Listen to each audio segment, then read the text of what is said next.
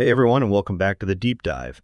Today we've got something incredibly special planned, a deep dive that's kind of tailor-made for sharpening the brilliant minds in Mr. Chi's grade 12 life sciences class, but honestly it's fascinating for anyone curious about the incredible mechanics of life on Earth. We've got a really compelling stack of material here that dives deep into some core biological concepts. You know, the kind of stuff that really makes you think about how species change, adapt, and evolve. Our mission today is basically to unpack these sources, which offer a pretty rigorous exploration of key biological principles and pull out the most important nuggets of knowledge. Think of it as a bit of a shortcut to being incredibly well informed on topics ranging from how we've shaped plants, to the surprising journey of human evolution, and even what a lizard's bite force can tell us about its very survival. Indeed. And what's truly fascinating here is how these, seemingly disparate topics, artificial selection, natural selection, adaptation, hominid evolution, they're all interconnected by these fundamental biological principles. We'll be, connecting the dots, helping you understand not just the what, but also the why these concepts are so crucial in life sciences, which raises an important question. How do different pressures and changes drive the immense diversity of life we see around us, and what can we learn from studying these processes in such detail? Absolutely. So whether you're grappling with complex concepts for a science class, maybe prepping for a big meeting, or just insanely curious about the living world, get ready for some profound aha moments. Okay, let's unpack this. Our first stop on this journey reveals that long before we even understood genetics, humans were already, master sculptors of the natural world. We're going to dive into how we fundamentally changed plants through what's known as artificial selection. Our initial source material presents this really striking graph, charting the effects of artificial selection on protein content in mealy or corn, plants over 50 generations. This graph, for those of you visualizing it now, it plots the average percentage of protein content in the mealy grains or kernels against the number of generations. It gives us a really clear visual of what can happen when humans decide to, take the reins of evolution. So looking at this graph, what immediately jumps out at you is a very clear and consistent upward trend. At generation 0, right at the start of this whole agricultural experiment, the mealy plants had an average protein content of approximately 10%. Now, if you follow that line all the way to generation 40, you'll see a noticeable jump that's climbed to about 14%. But the real dramatic increase comes towards the very end of this 50-generation period. By generation 50, the average protein content in those mealy kernels had soared to approximately 20%. This visual evidence alone is just a powerful demonstration of how effective sustained artificial selection can be. It's not just about one plant, it's a population-level trait, showing how the average characteristic of an entire group can be shifted significantly over time. Yeah, exactly. The phrase over 50 generations is key here, highlighting that this isn't some quick fix, but a long-term sustained effort requiring patience and, consistent application of scientific principles. And what's truly impressive here is the sheer scale of the change and the consistency required. I mean, it's easy to look at a final percentage, but remembering that this is an average across a whole population of plants over, half a century of careful breeding, it really underscores the power of this process. It demonstrates how these incremental genetic changes, when you select for them consistently, can lead to significant evolutionary shifts within a species, even within a relatively short, geologically speaking, time frame. And to truly appreciate the scale of this change, let's just quantify it with a quick calculation. Our source actually gives us a specific question to dig into. By how many times did the average percentage of the protein content in the mealy grains, kernels, increase between the 40th and 50th generation? Let's break down the calculation. So at the 40th generation, we had 14% protein content. Right. By the 50th generation, that jumped to 20%. So the absolute increase is 20 minus 14, which gives us 6%. To find out by how many times it increased, we divide the final value by the initial value for that specific period. So 20 divided by 14. Let's see, that gives us approximately 1.43 times. 1.43. This calculation really highlights the efficiency of the selection process in that particular decade of breeding, showing that even after many generations, significant gains can still be made if there's, genetic variability to work with. So we've seen what happened, the protein content went up. But how did this farmer actually achieve this increase? What are the actual mechanics behind artificial selection? Well, the process, as outlined in our sources, is quite direct and deceptively simple, really. The farmer essentially interbred mealy plants with a high protein content over 50 many generations. Now, this might sound straightforward, but it represents a really profound and intentional intervention. When we say interbred, it's crucial to understand this implies deliberate crossing, not just random mating. The farmer wasn't just letting nature take its course, they were actively choosing which plants would reproduce. They identified the mealy plants that already had a naturally higher protein content, maybe by testing individual plants or their offspring, and then specifically crossed those chosen high-protein plants with each other. This is fundamentally different from, random mating in a wild population. Right, right. So the high protein content isn't just a descriptive phrase, it's the target of the farmer's selection. They're acting as the selective agent, much like environmental pressures act in natural selection, but with a specific human goal in mind. Precisely. You can think of it as a kind of human-imposed selection pressure. In natural selection, the environment selects for traits that confer survival and reproductive advantage. Here, the farmer is imposing their own criteria for fitness in this case, a higher protein percentage. And the mention of many generations is absolutely critical. This isn't a one-off event or something that happens in a single growing season. No, it's a cumulative long-term process. Each generation, the farmer would likely reevaluate, selecting the highest protein offspring from the previous cross and using them as the parents for the next generation. Over 50 generations, these small, consistent biases towards higher protein accumulate, leading to the significant change we see in that graph. That makes perfect sense. But what are the limits of artificial selection? I mean, could a farmer, in theory, just keep pushing for 50%, 60% protein? Or is there some kind of biological ceiling? That's an excellent probing question. While artificial selection is powerful, it is indeed constrained by the existing genetic variation within the population. A farmer can only select for traits that are already present or maybe arise through spontaneous mutation within that species gene pool. If there's simply no genetic basis for, say, a 50% protein content, then no amount of selection is going to achieve it. So yes, there are biological ceilings. However, within those limits, the implications are huge when you think about it. What other traits could farmers select for using this method? Oh, yeah. I mean, we've seen it with so many other crops and animals, right? Like dogs, for instance. Absolutely. The principles are universal. Farmers could select for disease resistance, leading to crops that are less vulnerable to pathogens, or for increased yield, meaning more grain per plant. They could even select for specific nutrient profiles beyond just protein, like higher vitamin content or improved drought tolerance. Think about it. From a tough, bitter wild cabbage plant, we've selectively bred varieties that became broccoli, cauliflower, kale, Brussels sprouts. It's incredible. Wow. Or consider the wild wolf. Through centuries of human selection for specific traits, we've created this astonishing diversity of dog breeds, from a tiny Chihuahua to a, towering Great Dane. This isn't just theory. It's the very foundation of human civilization and our food systems, illustrating how human ingenuity applied with biological understanding can profoundly alter the natural world. It's a really powerful demonstration of artificial selection. But what if you don't want to wait 50 generations?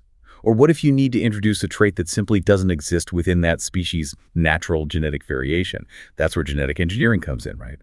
And our sources help us draw a crucial line between these two powerful ways humans interact with life. So what exactly is the fundamental difference here? Yeah, this is a crucial distinction, and understanding it truly clarifies the various ways we interact with the living world. Artificial selection, as we've just discussed, involves organisms with a desired characteristic are interbred. It relies entirely on existing genetic variation within a species or population. The farmer observes a desirable trait, like high protein content, and then intentionally breeds those individuals together. It's essentially guided evolution, working with the genes that are already present, sort of shuffling them through sexual reproduction and amplifying certain specific genetic variants or alleles over generations. It's a slower generational process. So it's kind of like picking the best hand from the cards you're dealt, and then just making sure those best cards are passed on more frequently. Exactly. Genetic engineering, on the other hand, is far more direct and precise. Our sources state that in genetic engineering, genes coding for the desired characteristic are inserted into an organism. This means we're not just selecting from existing variations, we're actively manipulating the organism's DNA at a molecular level. We can take a specific gene from one organism, maybe even a completely different species, say a bacterium, and insert it into another, like a corn plant. Or we can modify existing genes or even synthesize new ones entirely. Wow, so we're not just picking the best hand, we're essentially creating new cards and adding them to the deck, or maybe even swapping out cards from totally different decks. That's a huge leap in control. Precisely. This allows for the introduction of traits that just wouldn't naturally occur through traditional breeding methods, and it can happen much faster, often in a single generation. Think about inserting a gene for pest resistance from a bacterium into a corn plant, for instance, creating blight corn. That's a trait that simply couldn't be achieved through interbreeding corn varieties alone because the gene for resistance isn't naturally found in corn. The key difference really lies in the mechanism. Artificial selection works with natural reproduction and existing genetic diversity, guiding it over time. Genetic engineering directly alters the genetic code, often introducing new genetic information or modifying it with high precision. Okay, but why should our listeners care about this distinction? Beyond just knowing the definition, what's the real-world relevance? Are there, ethical implications to consider here too? Oh, you should absolutely care, because this distinction shapes how we approach major global challenges, especially in areas like food security, medicine, and environmental conservation. Understanding the difference helps you critically evaluate discussions around genetically modified organisms, or GMOs, for example. The ethical, economic, and scientific implications of genetic engineering are often quite distinct from those of traditional breeding.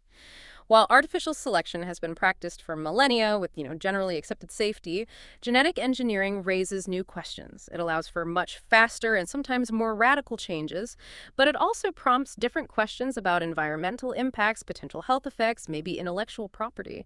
It's about knowing how we modify organisms, because the how directly influences the what happens next for our planet and our societies.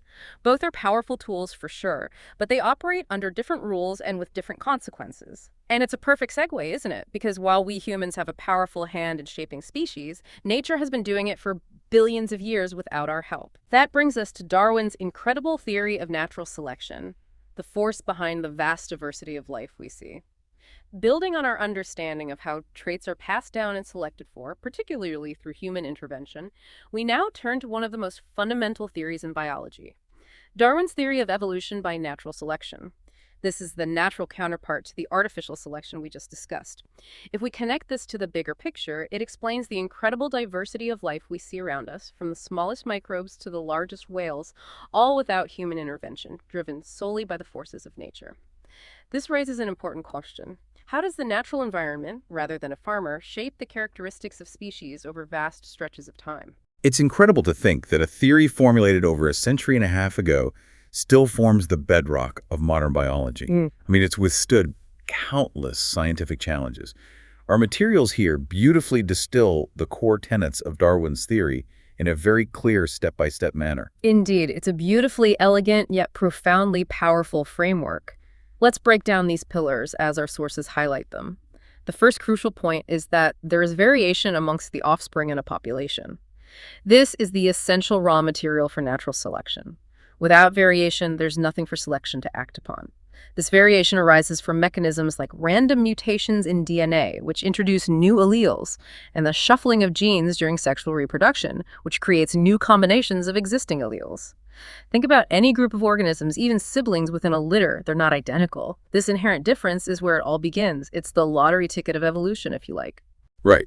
So if every individual were exactly the same, evolution by natural selection as we understand it just wouldn't happen. The differences are what give natural selection something to choose from, essentially. Precisely. And flowing from that variation, the second point is that some have favorable characteristics and some do not.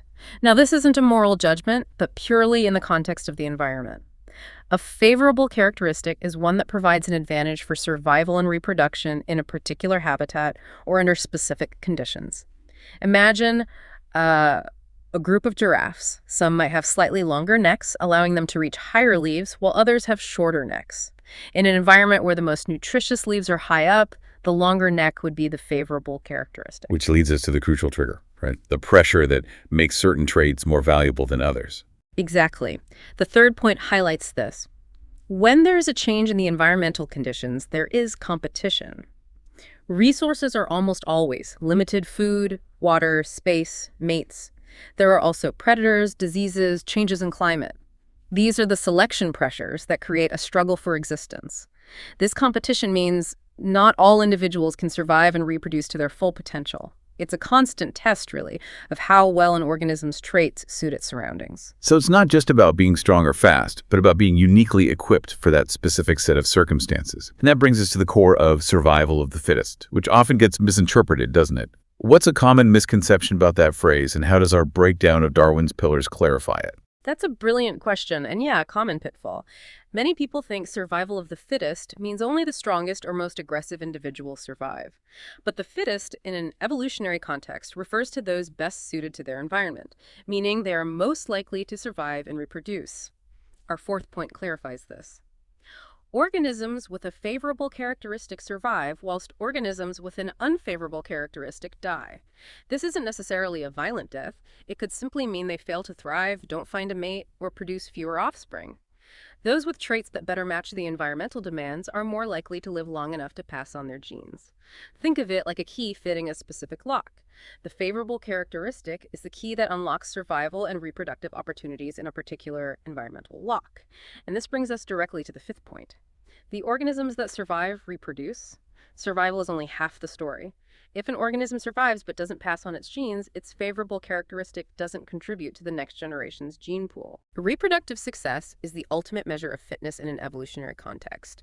You could be the strongest, fastest individual, but if you don't leave offspring, your traits won't be carried forward. It's all about passing those genes on. Following that, the sixth pillar is that these survivors pass on the specific genetic variant, or allele, for the favorable characteristic to their offspring. This is about heritability. The advantageous trait must be genetically determined and inheritable for evolution to occur. If a giraffe's long neck was due to, stretching during its lifetime and not its genes, then its offspring wouldn't inherit it, and the population wouldn't evolve towards longer necks. Natural selection acts on phenotypes, the observable traits, but it fundamentally changes the gene frequencies, the prevalence of certain genes within a population over time. And finally, the long-term impact, which just builds up over time, leading to adaptation. Yes, the seventh and culminating point. The next generation will therefore have a higher proportion of individuals with the favorable characteristic. Over many, many generations, this process of differential survival and reproduction, driven by selection pressures, leads to a gradual shift in the genetic makeup of the population. The proportion of individuals possessing the advantageous trait increases, and the population as a whole becomes better adapted to its environment. What's truly mind-blowing is that this complex, elegant process requires no conscious thought, no grand designer. It's a simple, undeniable algorithm of life. What works here, stays here. And that fundamental rule has, over billions of years, painted the incredible biodiversity we see on Earth. This cumulative change over vast spans of time is how populations evolve, leading to the formation of new species and the incredible biodiversity we observe. Yeah, this isn't just theory. We see it happening all around us, often at a much faster pace than Darwin himself might have imagined. I mean, think about antibiotic resistance in bacteria or insecticide resistance in pests. These are quick, compelling examples of natural selection in action that you might have even discussed in, a life sciences class. Imagine the population of bacteria, right? There might be a few individuals with a random mutation in a gene that gives them slight resistance to an antibiotic. When that antibiotic is introduced, it acts as a very strong, immediate selection pressure. Intense pressure. The non-resistant bacteria die off. But those few resistant ones survive and reproduce, passing on their resistance gene. Over a surprisingly short time, sometimes just years or even months, the entire bacterial population can become resistant, making the antibiotic ineffective. That's a serious public health challenge right there. Yeah. And what's fascinating here is that the principles remain exactly the same, whether we're talking about mealy plants selected by a farmer, giraffes evolving long necks, or bacteria adapting to medication. The environment, or in the case of artificial selection, the farmer, is the selective agent. In the bacteria example, the antibiotic is the new environmental condition creating that intense selection pressure. The random genetic variation allows some bacteria to be fitter in that specific environment, meaning they are more likely to survive and reproduce. It beautifully illustrates how fundamental and pervasive natural selection is, shaping everything from microscopic life to entire ecosystems. It's a constant, ongoing process, driving adaptation and change, continuously refining life to fit its surroundings. Okay, let's switch gears a bit. From these grand evolutionary narratives, let's zoom right into a fascinating, very specific story of adaptation: the bite force of lizards. This small detail, as our sources show, reveals incredible truths about survival and specialization. Our source describes a really meticulous investigation into the relationship between head height and bite force in different lizard species. This is a classic example of how scientists design careful experiments to understand specific evolutionary adaptations in action. Yeah, and what's immediately striking is the methodical approach taken in this investigation. It really highlights the rigor of scientific inquiry in life sciences. Let's walk through the procedure detailed in the source. First, 120 lizards were collected. That large sample size is important for statistical significance, helps ensure the findings aren't due to just a few anomalous individuals, making the results more reliable and representative of the species as a whole. They made sure these lizards had similar characteristics, specifically that they were all of the same reproductive age, which is a crucial controlled variable. Why? Well, because age can influence both body characteristics and bite force, and by standardizing it, researchers ensure they're basically eliminating age as a confounding factor. These lizards were also gathered from diverse habitats, which is important if they want to study how different environments might lead to different adaptations later on. Okay, and then they got down to identifying them, right? That seems critical for ensuring, exactly what species you're studying. Exactly.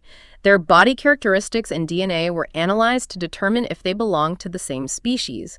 This confirms their taxonomic identity, prevents mix-ups between groups, and ensures valid species-specific comparisons. Then they were divided. 40 lizards each for species A, B, and C. This gives 3 distinct groups for comparison, with a substantial number in each group to maintain statistical power. Critically, each species was kept in environmental conditions similar to their habitats. This is another vital controlled variable, ensuring that any differences observed in head height or bite force aren't due to differing captive conditions, but rather reflect their natural adaptations and the conditions they evolved in. Right. So if they were trying to isolate the relationship between head height and bite force, they needed to make sure other factors that might influence those traits, like age or environmental stress, were kept constant. Okay, what about the actual measurements themselves? How did they quantify something like bite force? That sounds tricky. Well, for measurements, head height was measured for each lizard and averages calculated for each species. This is our independent variable, the characteristic they are observing and correlating with another. For the bite force, which is our dependent variable, they used a specialized device called a Kistler force sensor. It precisely quantifies the power of each bite, typically in newtons. Importantly, bite force was measured 5 times per lizard using a Kistler force, and averages calculated. This is a key measure for ensuring reliability. Taking multiple measurements per lizard and then averaging them minimizes random errors, ensures that, a single weak or strong bite doesn't skew the data for that individual. And then averaging for the species further smooths out individual variations, giving a more robust picture of the species-level trait. Okay, so to reiterate, the critical constant factors or controlled variables here are the similar reproductive age across all lizards, the fact that lizards of the same species in each group were being compared, and that each species was kept in environmental conditions similar to their habitats. Those are the foundation of a solid, trustworthy experiment, allowing clear conclusions to be drawn. Indeed. These controls are what allow scientists to confidently state that any observed relationship between head height and bite force is truly a biological correlation rather than just an artifact of poor experimental design. The variables are clearly defined. The independent variable is the height of the head, the factor manipulated or observed to cause an effect, and the dependent variable, what they're measuring in response, is the bite force. Simple as that, really. We've got the setup. Now let's look at the results. The table in our source gives us specific data for each species, and this is where we start to see the patterns emerge. For species A, we have a head height of 10.9 millimeters and a bite force of 12.4 newtons. Species B has a very similar head height at 10.7 millimeters, but a slightly stronger bite force of 14.3 newtons. Then we get to species C, and this is where the real difference becomes apparent. A head height of 13.2 millimeters, a noticeable increase, and a significantly stronger bite force of 20.4 newtons. Yeah, what's immediately clear from this data is the direct positive correlation. As head height increases from species A, 10.9 millimeter, and B, 10.7 millimeter, to species C, 13.2 millimeter, the bite force also increases quite significantly from around 1214 N to over 20 N. Species C, with the largest head height, also exhibits the strongest bite force. This isn't just a coincidence, it strongly suggests a functional relationship where a larger head size provides the biomechanical advantage for a more powerful bite. This characteristic, head height, is an example of what we call continuous variation. This means it's a trait that can take any value within a range, rather than falling into discrete categories like tall or short. Think of human height, for example. It's not just 2 options, but a spectrum of measurements. Gotcha. So the relationship is pretty straightforward. Lizards with an increased head height have a stronger bite force, or if you want to frame it the other way around, lizards with a decreased head height have a weaker bite force. It's a clear, quantifiable, positive correlation shown by the data. But this raises an important question. Why would a stronger bite force be advantageous for a lizard? What does this mean for their survival and their place in the ecosystem?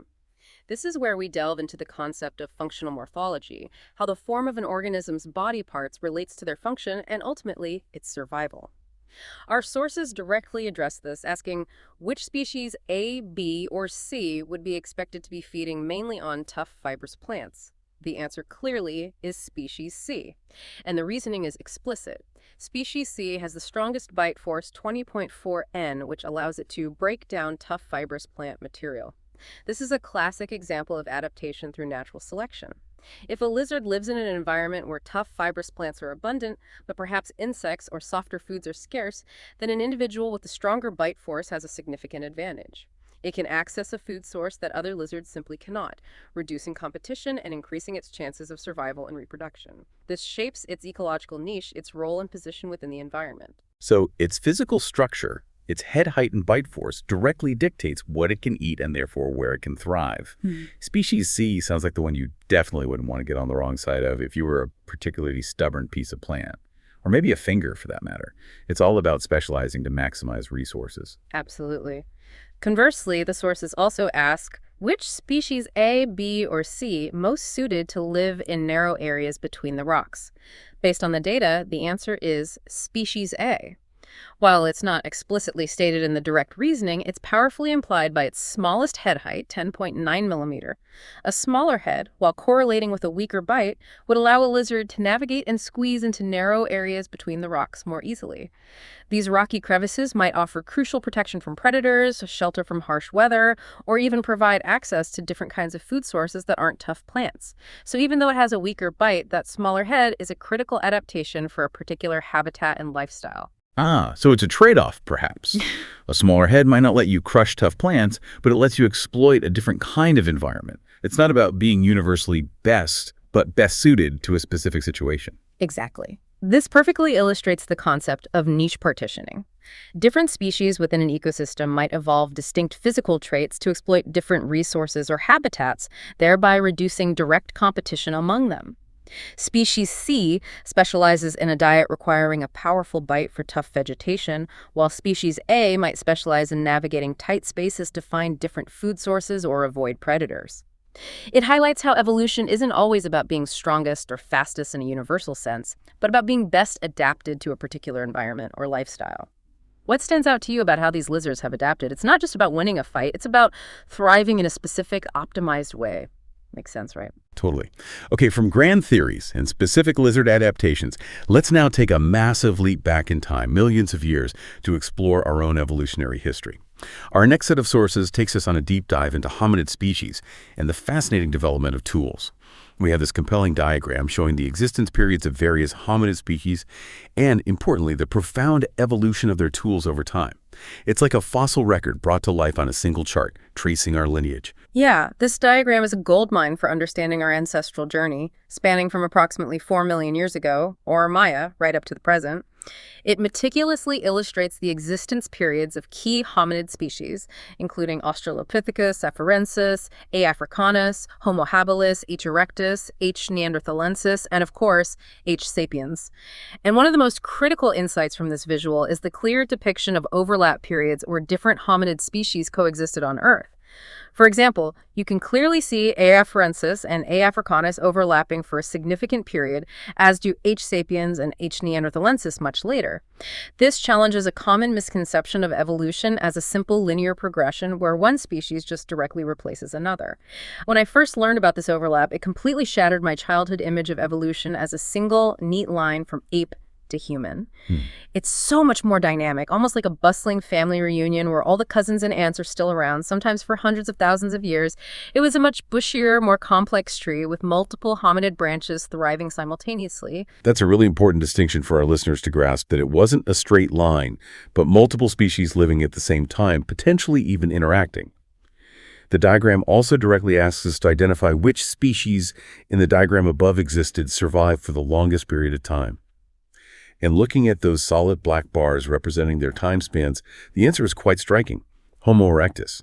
That species had an incredibly long run compared to the others. Indeed, the longevity of Homo erectus extending for well over 1 million years, from approximately 1.9 Maya to about 0.1 Maya, is remarkable. It's a testament to its successful adaptations.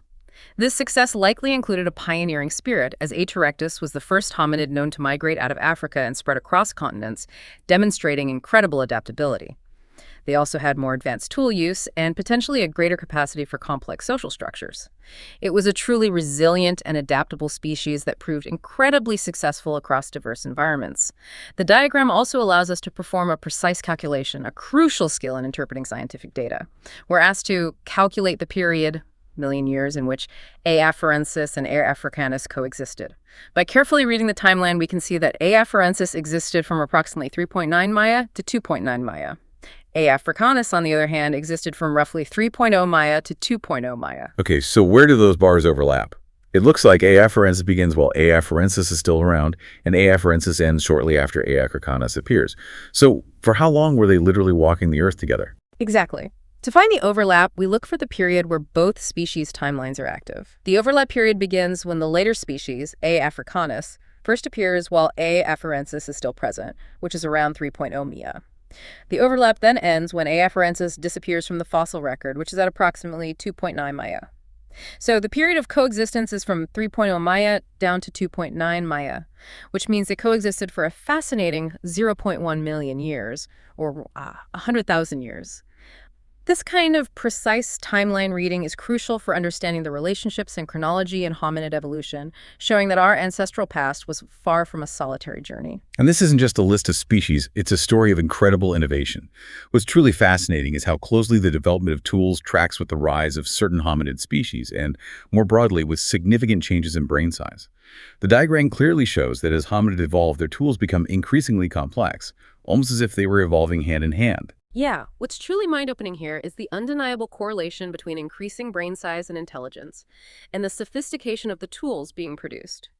Our sources clearly state increased brain size led to increased intelligence, leading to the development of complex tools. And this isn't a one-way street, it's just a powerful feedback loop. As hominids developed larger brains and greater cognitive abilities, they could conceive of and create more effective, specialized tools. These better tools, in turn, allowed them to exploit new food sources, perhaps requiring more processing, like cracking bones for nutrient-rich marrow or preparing meat more efficiently, or develop more effective hunting and defense strategies. This improved diet and lifestyle could then have provided the nutritional resources and selective pressure that further favored the development of even larger, more complex brains, driving this continuous cycle of innovation and evolution. This feedback loop probably also influenced social structures, encouraging cooperation in hunting and tool-making, and even altered the very environments they inhabited. It's like one development just pushed the other forward in a continuous loop, accelerating our journey. And the diagram shows us the distinct progression of these tools, marking major milestones. Absolutely.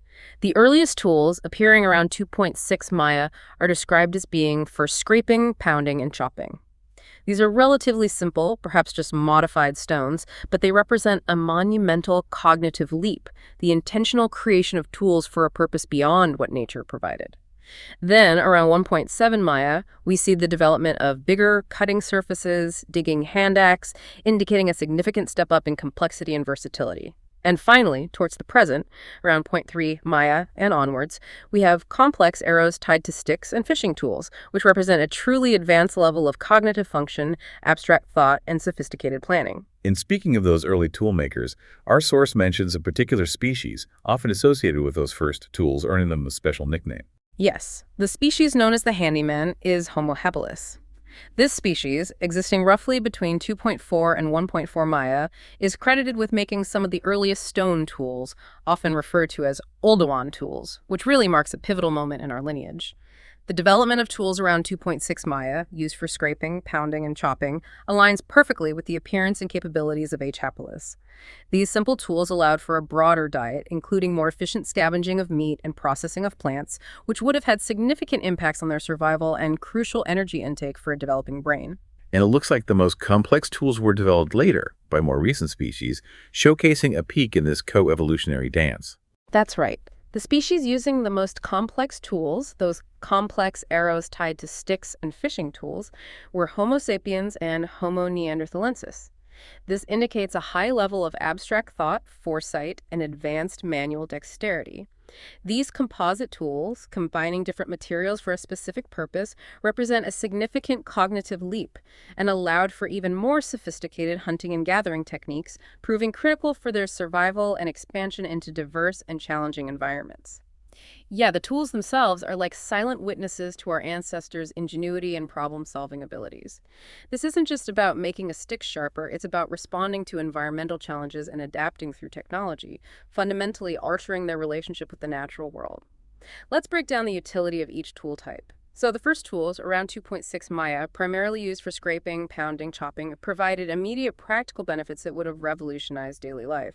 Scraping would have been essential for preparing animal hides for clothing or shelter, or for removing the last bits of meat from bones, maximizing nutritional yield. Pounding could be used to break open tough nuts and seeds, extract marrow from bones, which is a really rich source of fat and nutrients vital for brain growth, or process tough plant materials, expanding their dietary range. And chopping was vital for butchering carcasses, breaking down large animals, but also potentially for shaping wood or other raw materials for other uses. These tools, though rudimentary in appearance, significantly expanded their diet, improved their ability to process resources, and offered an incredible advantage in survival. So even the simplest tools had profound impacts on their daily lives and survival. They weren't just a neat trick. They were a complete game changer that unlocked new ways of living. Absolutely. Moving on, the bigger cutting surfaces, digging hand axe that emerged around 1.7 Maya, often associated with Homo erectus, represents a more versatile and sophisticated tool technology. The hand axe was a multi-purpose implement, a true Swiss Army knife of the Stone Age, if you will. Its large, sharp cutting surfaces were excellent for butchery, allowing for more efficient processing of large animal carcasses, which implies more effective hunting or scavenging strategies. It could also be used for digging up roots or tubers, making it a vital foraging tool and potentially even for defense. The ability to create and consistently use such a refined, symmetrical tool demonstrates increased cognitive abilities, including greater foresight, planning, and precise motor control, suggesting a deeper understanding of materials and fracture mechanics. And then the really advanced stuff, the kind of tools we might associate more with modern humans, showing incredible leaps in abstract thought. Yes, the complex, arrows tied to sticks and fishing tools are the pinnacle of early hominid technology shown in our diagram, emerging from around 0.3 Maya onwards. These are composite tools, meaning they combine different materials like carefully shaped stone points, wood shafts, and sinew or plant fibers for attachment, which requires abstract thought, foresight, and an advanced understanding of mechanics and materials. Arrows, used for hunting, represent a huge leap in efficiency, allowing hunters to target prey from a distance, reducing personal risk and expanding the range of animals they could successfully hunt. This would have led to a more reliable and diverse protein supply. Fishing tools, similarly, opened up entirely new aquatic food sources, adding more protein and dietary diversity. These tools are primarily associated with Homo sapiens and Homo neanderthalensis, reflecting their advanced cognitive capabilities, their ability to collaborate, and their capacity to thrive in diverse and often challenging environments. The progression from a simple chopping stone to a sophisticated fishing tool or an arrow is just a powerful narrative of evolving intelligence, innovation, and adaptive success. Okay, final stretch. Let's get up close and personal with some fascinating fossil evidence. Hominid skulls and pelvises. These bones hold clues not just about who our ancestors were, but how they lived, moved, and even what they ate. We have images of Homo sapiens and Australopithecus sediba skulls, and 3 different pelvises labeled A, B, and C in our sources. It's absolutely amazing how much information we can extract from these ancient remains, truly allowing the bones to tell their stories. Let's start with Australopithecus sediba. Our sources confirm that its genus is indeed Australopithecus, but more importantly, AS sediba is thought to be a transitional species. Now, this term is absolutely critical in evolutionary biology. A transitional species is an organism that has intermediate common characteristics between 2 genera species. Or, as our source also puts it, A has characteristics that are intermediate transitional between B and C. Ah, okay. So it's not fully one thing and not fully another, but somewhere in between, showing the actual process of change. It's kind of like finding an early prototype that reveals the iterative design process of nature. Exactly. It's like a snapshot of evolution in progress. What A. sediba vividly illustrates is that evolution isn't a neat linear ladder, but a sprawling, bushy tree. We don't just find direct ancestors, but often cousins and side branches that show us different evolutionary experiments, combinations of traits that reveal the diverse pathways life was exploring at a particular time. A sediba, discovered in South Africa, is considered transitional because it exhibits this fascinating mosaic of features. It has some characteristics that are clearly Australopithecine-like, reminiscent of earlier hominids, such as relatively small brain size and long arms, maybe suitable for climbing, combined with features that are surprisingly similar to early Homo species, our own genus, such as aspects of a more modern head structure and a pelvis that suggests more efficient bipedalism than other Australopiths. So it's not necessarily a direct ancestor, but it's a species that gives us a crucial window into the kinds of changes happening as hominids were evolving towards the Homo lineage. It fills in some significant gaps in our understanding then. Precisely. It doesn't have to be our direct ancestor to be incredibly informative. It helps us understand the pathways of evolution, showing us what combinations of traits were emerging and being tested by natural selection during that pivotal period, roughly 2 million years ago. It's a key piece of the puzzle in understanding the complex branching tree of human evolution, moving from more ape-like ancestors to early humans. Okay, let's look at the skulls. We have images of Homo sapiens and Australopithecus sediba in our sources. You can immediately see some striking differences in their facial structure. The most noticeable is how much the jaw protrudes in A. sediba compared to H. sapiens. Yes, this difference you're observing is what we call prognathism, the protrusion of the jaw. If you look at the skull of A. sediba, its jaw clearly projects forward from below the eyes, making it more prognathous. In stark contrast, Homo sapiens is non-prognathous, less prognathous. Our faces are much flatter, with a jaw that is much more tucked beneath the brain case, forming a more vertical face. This significant change in prognathism from A. sediba to H. sapiens tells us a fascinating story about our evolutionary journey, particularly concerning our diet and technology. So what caused this dramatic change in our facial structure? It can't just be random. It must be connected to something fundamental about how we lived, right? Oh, it's not random at all. It's a direct consequence of evolutionary pressures related to diet and how we process food. The reduction in prognathism in H. sapiens is directly attributable to a smaller jaw and reduced chewing muscles. Think about it. A protruding jaw and large, robust chewing muscles are powerful adaptations for processing tough, raw, fibrous foods that require a lot of grinding, tearing, and chewing force, much like what you'd see in many primates that eat a largely plant-based diet. The thinking is, the reason for this reduction in jaw size and muscle mass was caused by a changed diet to eating soft-cooked food. This is a profound connection to the tool use we discussed earlier. As our ancestors began using tools to process food, like cutting meat into smaller pieces or grinding plant material, and especially with the advent of cooking, food became much softer and easier to chew. If food requires less mechanical breakdown, there's no longer a selective advantage for individuals with large, powerful jaws and massive chewing muscles. In fact, a smaller, lighter skull might even offer advantages, such as reduced energy expenditure for growth and maintenance, or perhaps influencing brain development or heat regulation by reducing the muscle attachments around the brain case. This highlights a truly fascinating example of how lifestyle, specifically diet and technological innovation, like cooking, can drive significant anatomical changes in our own species over time. Now let's turn to the pelvis, a bone that tells us volumes about how our ancestors move, revealing intimate insights into bipedalism, walking upright on 2 legs.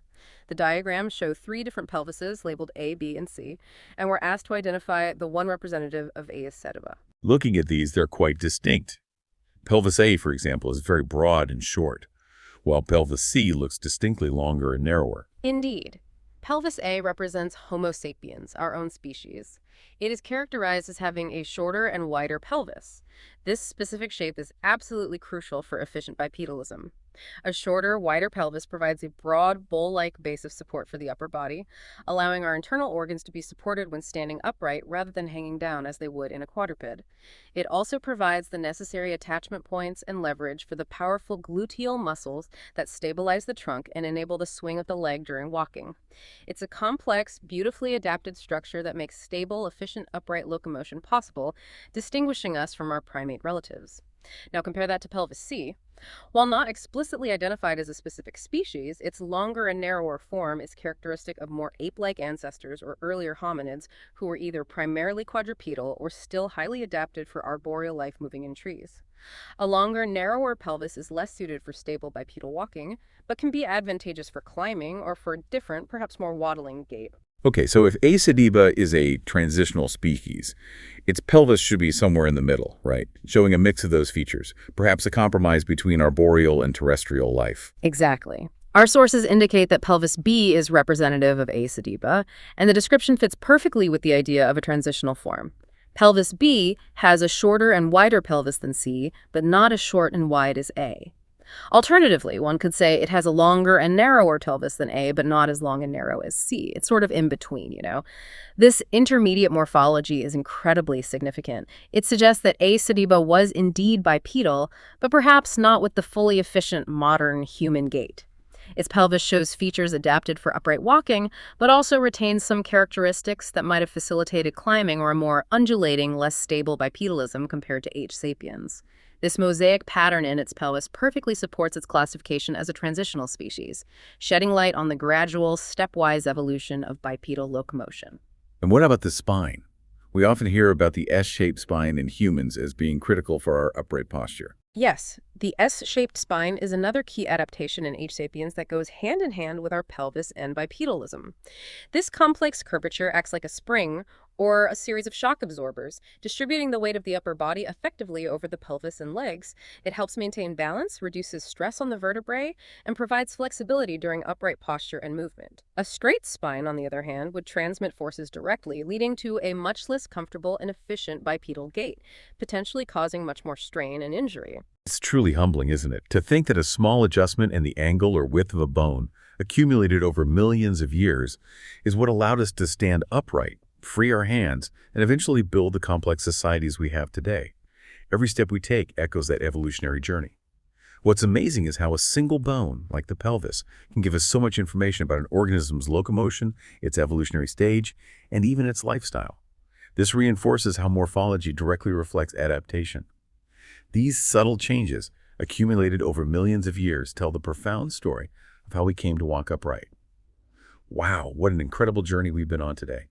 We've seen the power of human intervention in artificial selection with our mealy, or corn, plants, particularly increasing protein content over 50 generations. Then we contrasted that with the undeniable impersonal force of natural selection shaping life, driven by variation and environmental pressures, painting the world's biodiversity.